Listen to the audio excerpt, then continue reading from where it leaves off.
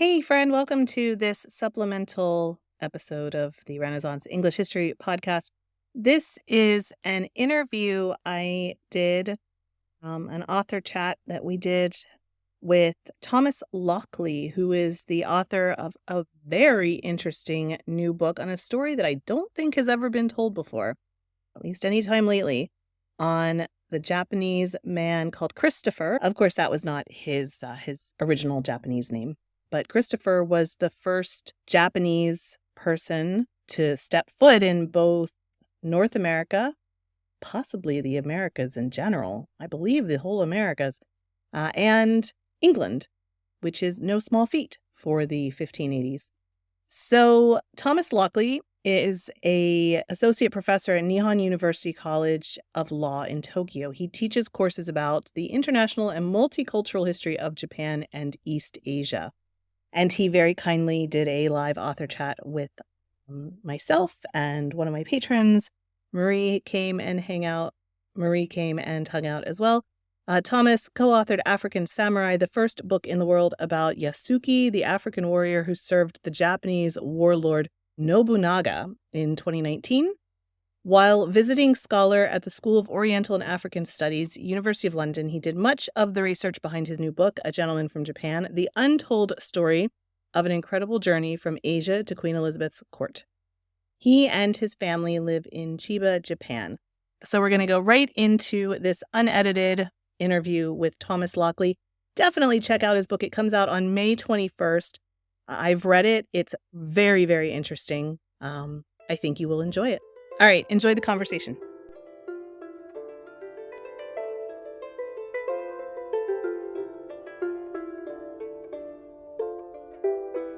You are a Japanese historian, right? As opposed to an English historian. But every once in a while, your work coalesces with English history. And that's what we have in this beautiful story, right? Correct, it is. And good evening to you where are you right now? I'm in Pennsylvania. Right. Yes. Good evening, Pennsylvania. Yes, generally my work is on Japanese history, but it's also on the international aspects of Japanese history. Therefore, of course, that can include anywhere. And in this case, for my second book, it includes the land of my birth, England. Excellent. And you've written this book, A Gentleman from Japan, and it's about the story of Christopher. And it's Christopher is a fascinating person. So I don't want to, there you go. And I will include all of the links for people to buy it. The Untold Story of it's an incredible journey. Christopher, tell me a little bit about Christopher and about this encounter that he had with Cavendish. But even before we get into that, let's talk about what was going on in England and Japan at this time and how these two countries on opposite sides of the world wound up connecting. Okay, good question. First of all, Japan wasn't aware that England existed, so we're going to concentrate on the English aspect here. The English had had a fascination, as had most Europeans, with getting towards China, Japan, to access the advanced technologies, the wealth, the cosmology, the alchemy, which was supposedly very far advanced there, what we now call science, but in those days it was turning lead into gold. And so there was this fascination. Of course, Columbus, when he stumbled upon the New World, actually was trying to get to China, and he thought he'd arrive in Japan because obviously, if you go westwards from Europe, Japan is east of China, and therefore the logic is that you would be you'd be in Japan, and he thought he was. So, I mean, that's an apocryphal tale as such, even though I think it is true. But that from the century after that, there was this fascination with Japan. Books, pamphlets, all sorts of things were written. And eventually, the English actually start getting organized enough to try and get. Portuguese have already been there for a few decades, not in any huge numbers, mainly for Catholicism, missionary work. Right, missionary work. Yeah. Yeah. And conveniently, of course, that brings money along with it, which was very helpful to the Portuguese. Japan was at the time the second biggest a producer of silver in the world after the Spanish Empire, and mainly in Mexico, but also Peru. And therefore, there was there's a lot of resources there which could be tapped into. And that silver was what later on made its way to Europe and monetized European economies so that European economies could generate the wealth to generate advancements. So this is crucial for the world economy, as well as for Japan and for China, which was also a big beneficiary of the silver. So we've got Thomas Cavendish, who was the first person ever to plan to go around the world. Magellan's expedition and Francis Drake's did it by mistake. Cavendish went out and actually planned to do it. And on the way there, he meets Christopher. Christopher was an enslaved person.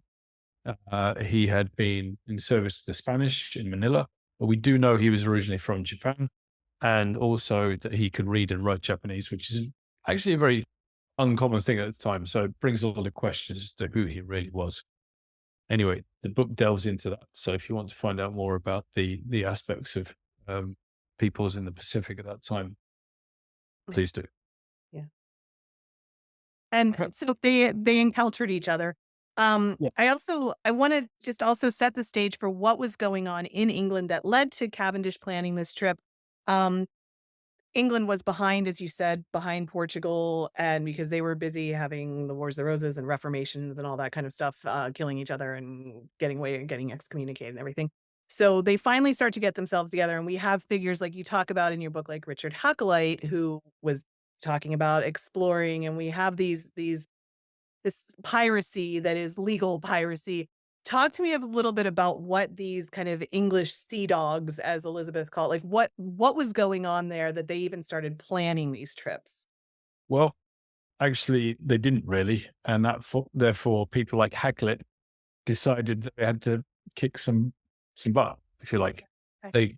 Hakluyt specifically started his writings to make it seem that England had a history of seafaring history.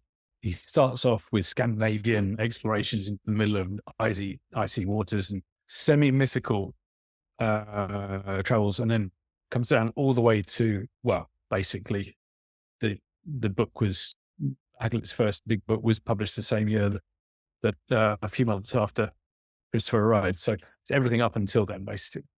And his idea is to give people a mental reset, to change the English from landlubbing fishing people who don't do very much seafaring into people who think, oh, we've always done this. Let's do it. So he resets. His project is to reset that. And he did a grand job, an excellent job. And it just so happens that Christopher arrived in 1588 on Cavendish's ship, which was just in time for the publishing of the book. So Christopher actually makes an entrance into history on the first pages of Hakluyt's book. It's in the dedication at the front. Hakluyt specifically says, my goodness, isn't it amazing that these people of the Orient are here speaking our language and putting up with our horrible reign. And that is exactly how Christopher bangs into English history right there in the middle of Hakluyt. The second Hakluyt, 10 years later, there's a lot more written about both Christopher and his colleagues and the voyage where he was captured. However, the first one, it was stop press. We've just got this latest news in, let's get it in. And therefore, there's only the bit in the dedication rather than the voyage itself. Right. Okay. And so Christopher encountered Cavendish accidentally, through, I don't know how much that you want to go into, how he how he went from being on one ship to Thomas Cavendish's ship. Well, it's the start of this, the chapter one, the very first chapter of the book. And it's about Cavendish is essentially a pirate, as you pointed out before. And he is out there trying to find as much Spanish loot as he can. He's lucky he gets one of the world's richest ships, which had been traveling between Manila and Acapulco, bringing the wealth of Manila, basically, which is connected with China and Japan, and bringing it back to Europe. Um, on this ship is Christopher as a slave sailor, probably a mariner who's enslaved, but is still a, a, a skilled person. And of course, when Cavendish meets Christopher, and not just Christopher, there are about a dozen, possibly more, other sailors on that ship who are useful to Cavendish. He's lost most of his men. He wants as many useful mariners as possible, and he brings them onto his ship after he's taken all this loot off the ship. They then start on the way from where the ship was taken, which is California, and they move through the Philippines, through Indonesia, around South Africa, up the Atlantic, and arrive in Plymouth around a year later. And Christopher becomes the first ever Japanese person in British Isles. As he's set foot on California, he's also the first Japanese, or probably Asian, ever to be recorded as setting foot in North America as well, which is quite an achievement. Yeah. Wow. There's these people who have, Instagrams, they've been on every continent and they've been on every like he was doing that back then, right? Good for him. But it wasn't Oh yeah, Christopher the Instagrammer. right. Yeah, yeah. It wasn't by choice though, unfortunately for him. So I don't mean to be No, he did not. Well, there was an element of choice afterwards. He probably could have declined to travel with Cavendish. If he had, he'd probably been taken along anyway. You're right. He was too useful. We've got here a man from a part of the world that England has been trying to get to for a century. We've got a man who can read and write. It's very, very rare. Very few of the English could have done that. Not could he read and write, he was reading and writing Japanese and probably Chinese as well, because he somehow manages to translate the Chinese map into English on the. Yep. Yeah. He's got all sorts of information about Asian waters, which is crucial to English navigations. He's got, later on, we find out that he is instrumental in helping the English develop compasses so that their ships can go places safely, or reasonably more safely than before. They still die in droves, but and there's a whole host of other things that Christopher is full of, and his colleagues are full of, and the English don't know anything about, and therefore he becomes a bit of a starlet when he gets to England, and he's presented as the gentleman, e.g., the nobleman, the lord of the East. And then And they were interested in presenting him that way because there were like other countries had visitors as well who were like noblemen from tell me about how these people were received and perceived, not just in England, which was on the verge of becoming kind of multicultural, but was hadn't quite yet crossed over that, but then these other countries that had more of a history with exploration. Just tell me about the way these visitors would have been received.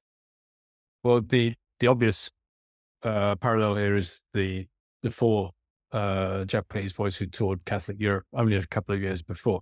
They're called the Tensho Embassy normally, and they were essentially received almost as demigods. They were referred to as magi, i.e., three kings, the wise men who tended Jesus. Their presence was literally considered as a blessing for Europe at the time. It's a very, very different mindset from today. I mean, people think in different ways. In fact, we're not even. It's hard to even get into the head of somebody 400 years ago. I mean, you try and do it with costumes and all sorts of other things, but I think to actually get into their heart and find out what they would have felt about the world that they lived in is actually a very, very challenging thing. So you've got this embassy of four young men who were essentially baited all over Europe. They were given knighthoods in Rome. They were given various other honors everywhere they went. Crowds came out, tried to touch them because they thought they were magic.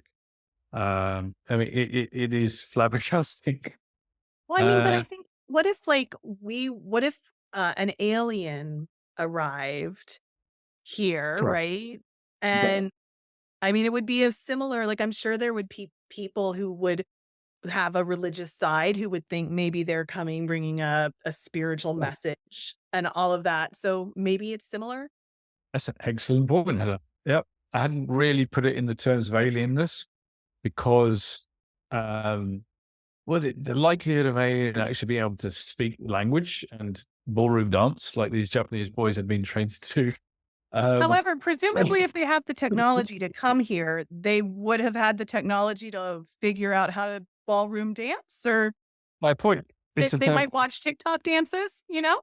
It's possible they might do that as a bit of background research as they come into earthly orbit. Yeah, Right, I, th- right. I think you've got it. Can I use that in future interviews? Absolutely, please do. Those can be awesome. So there we go. The aliens, essentially, because you are right, they are being treated as extra beings, some kind of semi-divine extra beings. And Elizabeth was dead jealous because she didn't have any of this. She didn't have these young men dressed up to the eyeballs coming to see her from Japan. And then Cavendish, he knows about this because it's just before he's left, right? He's in 1586. He's just before he's left. And then on the way, he conveniently finds just the right people that are literally as accomplished, etc., etc. But there's one problem: they don't have the title gentleman or prince or lord. Um, they are basically enslaved people, and therefore Cavendish decides to make them into to lords, gentlemen. Hence the title of the book, "The Gentleman from Japan," a gentleman from Japan. And what happens next, and how they were possibly discovered or caught out, is the crux of the book. So I shall leave that for you to You don't find want out. to go into But reading it, there to leave people waiting for more and whatnot. But I I'll do do that. have a question about how, like you mentioned the map. I thought that was fascinating, that he was able to translate and have what kind of contributions. You touched on it a little bit, but tell me a little bit more in more detail about the kinds of contributions that Christopher made. He's arriving back right into it was right after the Spanish Armada, right? So they're like sailing up, and so England has this rising navy that now is, rule Britannia getting started, I suppose. What kind of contributions did Christopher make to maps and to the globe and everything like that? well, the problem is Dudley, Elizabeth's lover, has died 2 weeks before, and the country is still on edge because the Spanish Armada has been defeated in the south, but nobody quite knows where they got to yet. I mean, we all know now that they were destroyed around Ireland and Scotland, and then were blown off into the Atlantic, and very few made it home. But actually, by October, November of 1588, the English were still unaware of what exactly was going on. They were still on an invasion footing. Everything was a bit up in the air. It was very edgy, and although you said there'd been a navy, actually it was volunteers. They were all volunteers. There were little more than fishing boats. Some of the boats that went out. The others were smaller trading ships. Very few of them had any size at all. And English were fully aware of the fact they were in an awful position, and they'd run out of gunpowder as well, which didn't make things any better. So it's actually, are we going to survive? And then Cavendish comes back and he's expecting all of this wonderful fanfare, fireworks, trumpets, etc., and the knighthoods and all of those kind of things. And actually, the country's probably just not ready to deal with that. He's brought this gentleman and other gentlemen. There was another 4 boys as well. Cosmos from Japan, and then 3 lads from here. And um, it just ends up not being what he expects. And if you want to find out more, you'll have to read. You have to read the book, great. Yeah, you mentioned at one point like that Cavendish was living in St. Catherine's Wharf and like Yep. not where one would expect. Uh, No, from, St. Catherine's Wharf now is a very, very, very upmarket area where the Queen's barge is kept, or the Queen's river boat is kept. In those days, it was outside the law. It was a vagabond's den full of sex workers and drugs and all sorts of other things. And for some reason, Cavendish seems to have had a house there. I couldn't work it out. I couldn't work out the reasons for it. So I just left it as that's where his house is believed to have been. yeah. But it's very much on the waterfront. That's where a lot of the docks are. That's where Desire, his ship, was being refitted or came to be refitted after they'd arrived. and unloaded and things like that. So, I mean, that's the obvious reason that he would have been there. Yeah. Mm. So Christopher, then there's a whole story which people have to read the book to find out. And then there's kind of I don't know, I don't want to say necessarily how it ends, but it was a little bit unfulfilling. If in that I wanted something cleaner, but unfortunately history doesn't always give But us this- things, yeah, does it? No, yeah, unfortunately, it's a real story Yeah. with people. It ends up in a very un-Disney way. It's tragic. Um, Yeah. And on the way to that tragedy, there's uncountable tragedies to get to the final tragedies. Uh, I, I don't think I'm going to give anything away if I say that Christopher got on a ship. The English were hoping to set him up as a kind of ambassador or diplomat in Japan for them. He was supposed to be the interpreter and also the representative. The details are unclear exactly how they plan to do this, but that was the plan. And they never got there. And that was the crux of the matter. And I think the disasters on that voyage make a whole book in themselves. Right. It is not a book I don't think most people would buy unless they were suckers for punishment. But um, people lived that life in those days. It was a hard, hard time to life. What do you think Christopher's impact was on the larger English society? Like we talked about, England wasn't quite the multicultural place that we think of now as a place like London. And what do you think having these encounters with Christopher, the impact of that kind of longer term? Well, for England and Japan, the impact is clear because England now had concrete ideas about what Japan was. The vice versa was not at all the case. Christopher is still unknown in Japan. I'm really hoping in a couple of weeks that will change. Um, Basically, from now on, they've got far more concrete information in Japan. Very soon after this, Elizabeth writes a letter addressed to the imperial regent Hideyoshi by name. Up to that, it's always been the great emperor of Japan, filling the gaps kind of letters. And none of these letters, of course, have got there. And the one that Elizabeth wrote to Hideyoshi didn't get there either. It sank on the way. But the point is, they actually knew who they were writing to. And that is a huge, huge bridge to have crossed.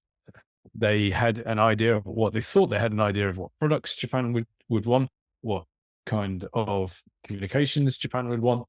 They had concepts of how much more concepts about the wealth and the sophistication of the society. This wasn't just Christopher. This was also from other reports which had been stolen, paid for by spies, etc. But Christopher was there. He was the real person. He could actually attest to this or that. And so this gave a huge boost. And although there had only been a very few trips trying to reach Japan and China up to that point, the voyages, the expeditions, like zoom, zoom, zoom, zoom, zoom, there's quite a lot of them in the next decade, the last decade of Elizabeth's rule, until they ran out of money, essentially. And then there's two more Spanish attempts at invasion at the end of that decade as well, or the middle to the end of the decade. And they run out of any kind of food until the East India Company is formed right before the just weeks, months before the end of the century. It is brought together and incorporated by Elizabeth in 1599. Gotcha. Tell me, how did you personally come across Christopher's story? You said he's Well, not known in Japan. no, I don't. Um, I love untold stories. So it's one of the things I like to write about the stories I'd like to read. I tried to do that, and therefore, if a story pulls the right strings in me, I want to try and make that story pull the strings in other people as well. My previous book in North America was African Samurai. It's about an African who goes to Japan and becomes a samurai. Again, true story. Much more well-known story in Japan and to a certain extent around the world when I wrote it. Um, so it's a different kettle of fish from this one, which is virtually unknown, except among a very small amount of specialists in Anglo-Japanese relations. Christopher Gotcha. has been a footnote to history. He's just always been on that first page. Oh, he happened to be in London in 1588, and that's it. Now, I like footnotes because often there's a lot of very interesting stuff in those footnotes. And once you actually look into them and pull them out and stretch them like you would if you're making bread or something, you're going to find that actually some of the best stories are down there. And as I collected stories myself about sources, not stories, sources about Christopher, and other people were kind enough to send other things that they'd found here and there, just dotted around in the Elizabethan literature at the time. Actually, it started blooming up until I've got 10 pages or so worth of sources from just a half a page at the beginning. And from 10 pages or so of very descriptive sources, you can do quite a lot. Yeah. And then, of course, because it's the Elizabethan age, it's very popular age in history, people like you popularizing it. And the amount of books you can buy about the Elizabethan age is probably 10, 15, 20 times than any other age up until the Victorian age. Therefore, with all this research and all this background, it's actually quite easy to find out what somebody did on a daily basis, what kind of clothes, what kind of food they wore, how did they bathe or not bathe, what kind of houses did they live in, and therefore you can fill in the gaps for this story, this history, quite easily in a way you maybe couldn't do in such a research-based way for other eras of what is not ancient history, but it's a long time ago. 400 years is a very, very, very long time ago. Yeah. Yeah. And what, other than the footnotes, was there anything in particular about Christopher's story that you just thought when you saw it, like it just pulled at you? Well, as you said at the beginning, my job is to do Japanese history. And I'd written this book about the African samurai Yasuke, who'd come from outside of Japan and made himself a man of consequence in Japan, and what flowed from that. I wanted the opposite. I wanted to do something which is it's done, but it's not done that often. And it may flop. This whole project may well flop, but I wanted to make it clear that there are Japanese people also doing great things outside of Japan at the same time as there was an influx of people from other regions and countries around the world coming into Japan in this 1580s, 1590s, 1600s kind of era. It's a fascinating era. Yeah, yeah, yeah. Very cool. Um, what's your next book after that? that that's unclear. It's still up in heaven. But it's Maybe the like, aliens will bring it down? sorry. The aliens might bring it down if like the Oh, right. I TikToking aliens. want to read. I want to write.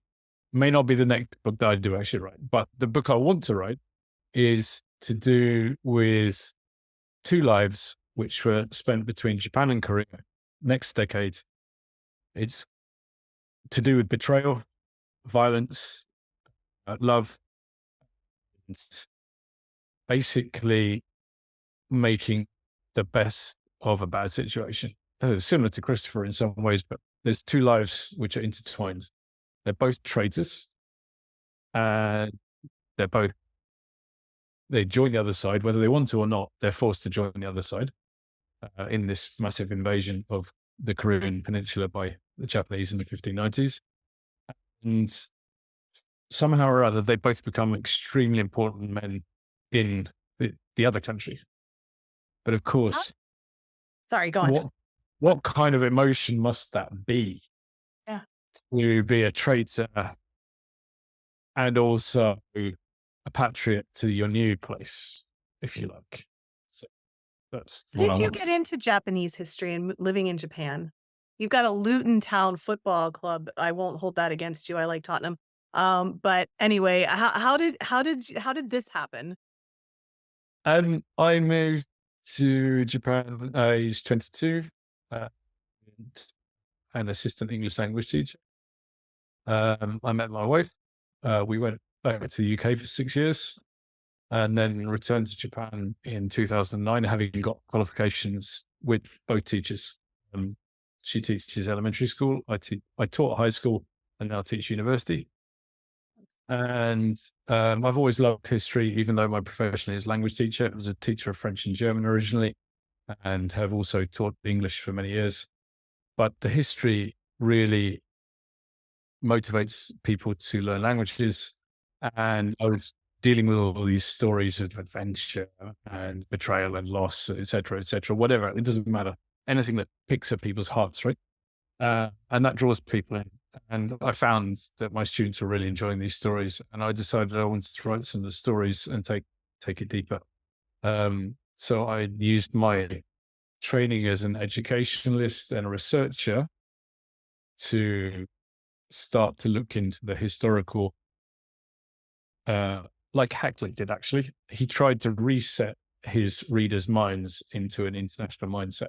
Now, I can't claim to be like Hackley, but I do want my students to be more internationally minded and therefore geared towards learning in general.